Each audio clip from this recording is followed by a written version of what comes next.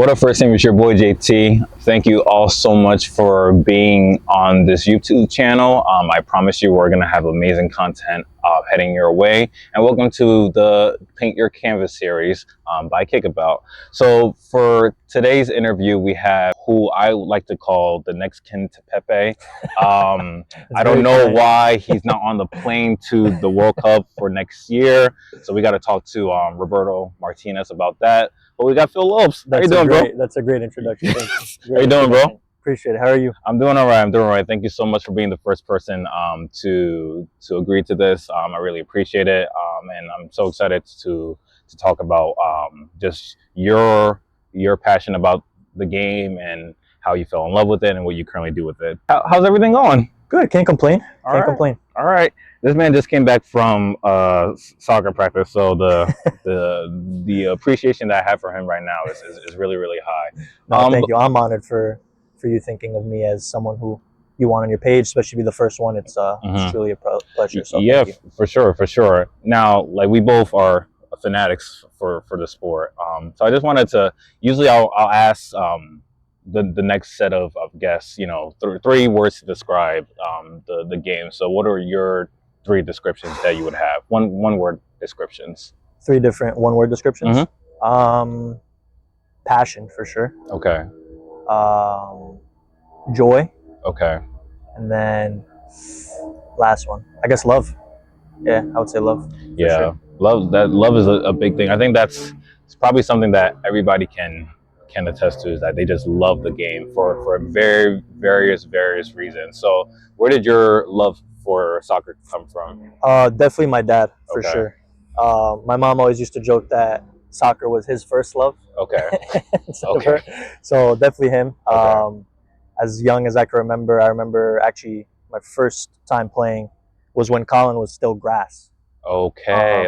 So it was called, I think, kinder soccer. I was Okay. with like my cousin and a couple of my friends, and that's my first time ever playing. And then ever since then, it's every week, every day type of thing. So was there a particular position that your dad wanted you to play, or is it just more so just like get a feel for play? I mean, I think he liked that I could score goals. Like when I was younger, I loved to score goals. Okay, nice. And then as I got older, slowly I just started moving back. So striker, went to attacking mid, then 8, then 6, and then finally found a home as a center back. So yeah, I usually hear that, like, a lot of times kids do start off as strikers, but not everybody can be a striker. You know, I mean, some of your favorite players, for the most part, are strikers. Attackers. Are attackers. So you know, every now and then you just start learning more about your skill sets, and then you're just like, I was really fast when I was younger, and then I guess everybody else just caught up. So I didn't have the pace. That's fair. That's fair. Moving back. That's fair. I got a picture for you, since we're talking about your childhood. See if you can give me a little bit of a backstory on what was happening that day. What's going on over here? Oh, so this was at Burnett Middle School. Okay. On the grass. So this was my first year playing Pee Wee soccer. Okay. I'm here with Austin, who we went to school with. Oh, okay. Has the same last name as me, Lopes. Okay, nice. And then my dad's in the background there, actually. Yeah. He was, I believe he was one of the coaches, but yeah, that was the first time I ever played, like, I guess you could say competitive on a team. So yeah, that was pretty awesome. Was there a level of pressure because your dad was a coach, or were you still playing? Honestly, my dad just wanted me to be happy playing. Okay, nice. He was my coach for a decent part of my childhood, up until maybe, like, I don't know, 13, 14. Okay. But no, I wouldn't say I felt pressure. He just wanted me to enjoy playing. Okay. I could even have the worst game ever. Like, I remember I actually made a TikTok like a couple of years ago. Okay. Emulating, like, exaggeration, but like, I could score 3 own goals, and then I'd get in the car and Dad would be like, "Hey, you played great. Like, no worries, you played awesome." I'm just like, "Dad, I was terrible to you." Yeah. But no, I think I remember that as well. So I remember you posting. What's up, Slugger? I think you played a great game today. A great game, Dad? Were you watching the game? Yeah, it wasn't your best game, but you hustled and you played really hard out there. I don't give a much I hustled and worked hard. I had a red card and 3 own goals. Man. Why don't I get you a nice big ice cream cone, huh? What do you say, bud? Fine, but I'm getting sprinkles this time. Jeez. Yeah, like a tiny bit. Yeah. I do wish, but I can't say anything else. So you've been playing at a very young age. Took that all the way through high school, through college. So can you explain to me, you know, the level of intensity, of coaching, of IQ as you were moving through age group to age group?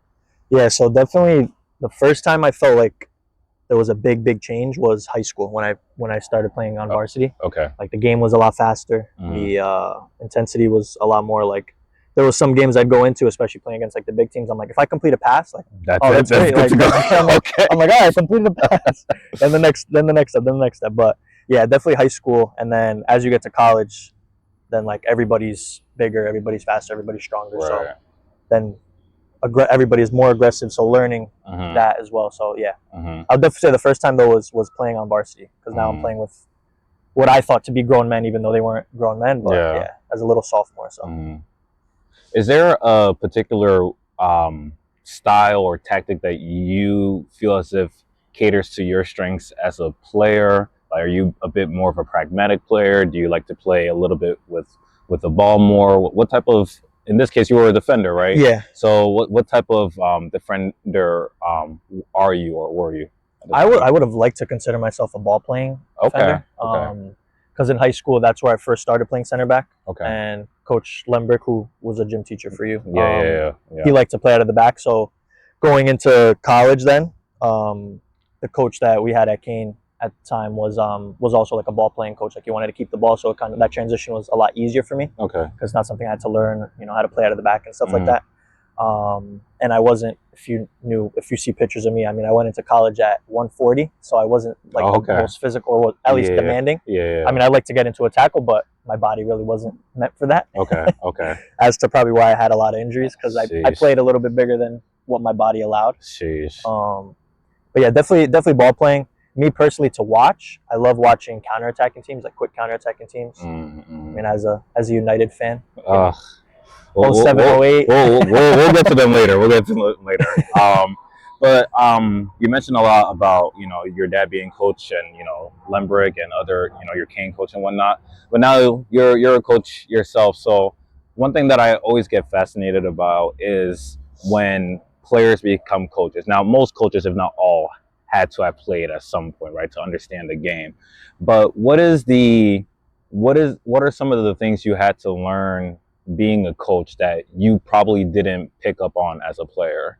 How much work goes in behind the scenes. Okay. Because as a player, you show up to practice, you leave, you do whatever. Like coaches, you're preparing the day before for the next day, and then game days you're preparing, you know, a couple days in advance you have to go scout for who you're playing next. So a lot. I appreciate being on this side, the coaching side. I definitely appreciate what my coaches in the past did, because I'm like, wow, like I understand now why. Okay. Nice. I see that you got your Benfica jersey on. So, I mean, I guess that is one of your favorite teams, right? Tell me a little bit about them as a team. How are they in Portugal, and are you excited for Mourinho to be the Benfica coach?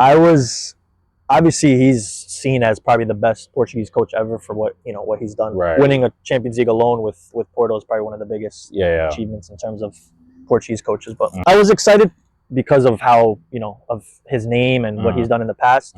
But kind of seeing the track record the last couple of years, obviously there is a little bit of like, I don't know either. Yeah. Everybody that asked me before, I was like, we're either going to win the league or we're going to finish like third or fourth. There's no in between. Like we're not going to have like an average season. It's going to be either very good or it's going to be mediocre. So I mean, one thing I appreciate about him as a coach, he will put you through a roller coaster. You're in for a ride. Box office. He's for sure. So hopefully, you guys get that dub for the Portuguese league. Because I know Sporting has been doing well. Porto has had a good start as well. Yeah. They're top right now, right? Yeah, unbeaten. Yeah, they are unbeaten. So, it's always a 3-horse race, but hopefully you guys can do it. I hope so. But speaking of Portugal, you got a jersey behind there. I don't recognize that jersey so much. What's that all about? So, I brought this with me. Okay. Just because this was probably the first time I remember ever like truly watching soccer to a like extreme extent. This is a remake, but this is from the 2004 Euro. I was about to say it was well, Euro. Portugal made the final, lost to Greece unfortunately in Portugal. You know why I remember that jersey? And you're gonna hate me for this. I remember that jersey solely because Ronaldo was in tears. The crying one? Because he was crying. So that's the only reason why I remember that's that. Fair. No, that's fair. That's fair. That's fair. But yeah, I brought this here because, you know, obviously the topic is football. So yeah, this is definitely the first time I remember like vividly like watching. The first thing that comes to mind is Portugal, England penalty shootout. Okay. Goes deep into the shootout. The keeper takes his gloves off for whatever reason, and then saves the penalty. And then he's like, "Coach, I got the next one." Buries it. Portugal are into the next round. So nice, beautiful, beautiful. How does it feel, you know, to be born from a nation that has won a major international trophy? Because only a couple of us are lucky to have experienced that. How does that feel for you, being a Portuguese and knowing that your team in your lifetime have won their first ever couple of international trophies? No, that day. What's funny is, I thought in previous tournaments we've actually played better, but it's a tournament I would agree. It's a tournament that we were probably like the most pragmatic. Yes. Is the one we won. So it's kind of like, obviously I was very happy, but it's just like a weird feeling. It's like, wait a second, like we weren't that great. Yeah, the tournament. It's like, hey, we won. Yeah. We take that. But no, it was winning that, and then I would say the Nations League too. I mean, it doesn't hold the weight as much as the Euro or the World Cup, but winning those tournaments is huge too. But yeah, winning the Euro was something I didn't think would happen, especially after, you know, 2004 happened. Like that's the one we were supposed to win on home soil. Right. Then 08 happens, lost round of 16, lose in PKs the following Euro to Spain, and then this year the year 2016, I didn't think we had like the greatest squad compared to like other squads, and then even if you look at the squad now, it wasn't anywhere near, for sure. But for whatever somehow the soccer gods wanted to shine on us. Yeah, I mean, even leading up to the tournament, I don't think Portugal was, you know, considered favorites in any way, shape, or form. Even the tournament prior, the World Cup, wasn't the best as well too. Yeah. We got out of the group. Yeah, so it felt as if like, you know, what are they gonna do? We'll see what's gonna happen. And to make it out of the group the way you guys did, and to what was it, 3 draws? It was 3 draws, but hey, you got to take them as you can. So what it showed me is that when it comes to international football, you know, Greece was an example in terms of like anybody can really win it. You don't have to be the best squad at that time, but you just have to have some good couple of weeks for everything to work out for you, for sure. So even look at Italy as well too. You know, they were a decent team during Euro 2020 or 2021, but you can consider maybe England should have won it, or another team should have won it. No, I thought Spain was actually very good in that tournament. Yeah, for sure. Because after that tournament, I don't think Italy qualified for anything. So it was a very weird winners, but they were worthy winners because they did it during that time. So, but yeah, man. So in terms of, you know, the World Cup that's coming to the U.S., what are your expectations for Portugal? I'm sure you really are excited by the squad that you have. So what are your expectations for that? I don't want to put my expectations too high because I don't want to put pressure. But I do feel we have a good enough team to win it. I think we're in the conversation at least. Top 4, top 5. Front runners, I would say. But obviously the dream is Ronaldo going off into the sunset. For sure. Lifting a World Cup trophy. For sure. Let's see. You know, the Nations League was good. I think it showed when Roberto Martinez doesn't complicate things that we can be up there with the best teams in the world. So for sure. I hope so. Yeah, definitely. Speaking of dreams, I'm sure for every player, like every soccer player that's played in middle school, high school, you know, at some stage they always wanted to play professionally and whatnot. But in terms of, even in a sense that doesn't work out, is there ways that you've incorporated your love still for the game in for your day-to-day life? What do you do currently now that still displays your love for soccer? Definitely coaching is part of it because I'm around the game every day. Especially the college game. It's a short season, but I'm involved in the game every single day, basically, besides Sundays. Watching Champions League, watching Europa. Like anytime there's soccer on, I'm trying to watch it. During the season's a little tough just because I do feel like I need a break to some extent. For sure. Because it is soccer overload, but no, definitely watching games on the weekends, and then even playing FC. Okay. 20, or 26 now. 26, yeah, for sure. Weird saying off FIFA instead of FC, FC, oh my gosh. No, playing that, yeah.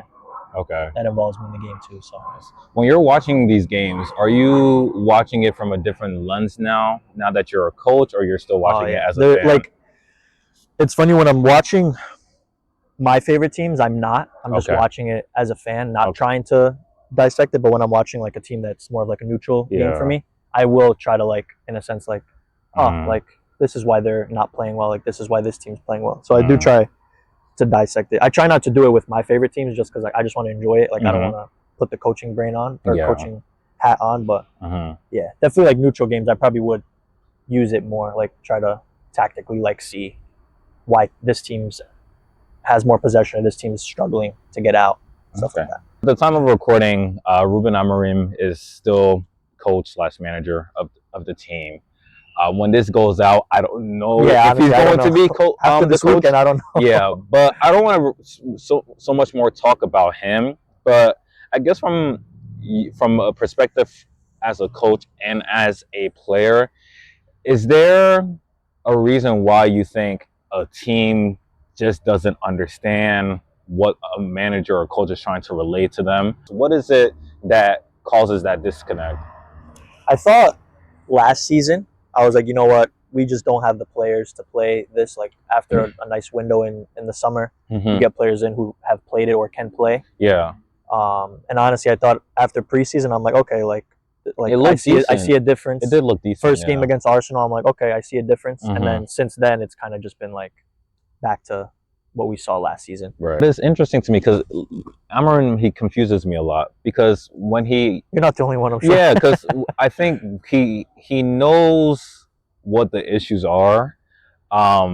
He talks in a way where he's not being delusional or anything of that sort, and yet he seems very like stringent on not even the formation, because I think formation and systems, they're two different things, right? But in regards of how he plays within that formation, it doesn't make any sense to me. From your perspective as a coach, do you think it's better to have versatility when it comes to your systems or your tactics, or if you're used to one way of playing, you should just stick with that one way of executing it or trying to implement it to your players? I think, especially with the previous coach, Ten Hag, he was brought in to play a certain way. Yeah. And then that first season, the first couple weeks, wasn't great. Not at all. And he realized I can't play this way with this group of players. So he played in a way that benefited the players. United finished third. They won a trophy. Next season, he now tries to implement his style again, and it obviously failed. Finished 8th. He won the FA Cup, but finished 8th. So I think that's where Ruben tried to come in and was like, look, you complained that this last coach didn't want to play his style, and he kept changing. Right. So I'm going to play my style, which to a degree I can respect. But you have to play in a way that gets the best out of your players. For sure. I don't think playing Bruno as a 6 or in a pivot is getting the best out of him. I don't think starting Maguire and Luke Shaw every game, playing Luke Shaw as a left center back every game is getting the best out of him. Playing Patrick Dorgu, who is clearly just a natural fullback, not a wing back, getting into positions that you see Yamal and other top wingers getting into. That's not his game. So to an extent, I see where he's coming from with that, but you have to play with what you have. For sure. But like as a player, are you more inclined to adapt to what coaches ask you to do, or are you just these are my strengths, you have to utilize them as best as possible? I think naturally you'll tend to do things that like you're good at and what you've known along the years. Like for instance, as a center back, if my partner didn't have pace and my coach is asking me to play a high line, I would be like, wait, if the ball goes in behind, like the guy next to me is not quick enough to recover. So maybe naturally, like I would drop off a little bit, and then that would create its own issues because now the gap between the midfield and the defense is huge. Right. But things like that, yeah. But otherwise, no. I mean, as a player, whatever the coach asks, I tried to do. But then, like I said, naturally, you do tend to try to do certain things. Like if the coach wants you to play out of the back, but the team is pressing very high, then you have to go long at a certain point. You can't try to play through every single time. Okay. Well, Phil, thank you so much for being our first guest. Really appreciate it. I'm going to plug in his information in the description below. He is a coach. He can train your kids. He can train whomever. He is going to be top-notch quality coaching indeed. And also Roberto Martinez, when you're done with your tenure with the Portuguese national team, we got Phil Lopes here that's ready to take the reins. He'll get his pro license from UEFA and all that stuff, so don't even worry about that. Yep, it's in the works, but he's gonna get it eventually, so be on the lookout for him. All right, guys, thank you so much for the first ever Paint Your Canvas interview that we've had, and we'll see you next time. Peace.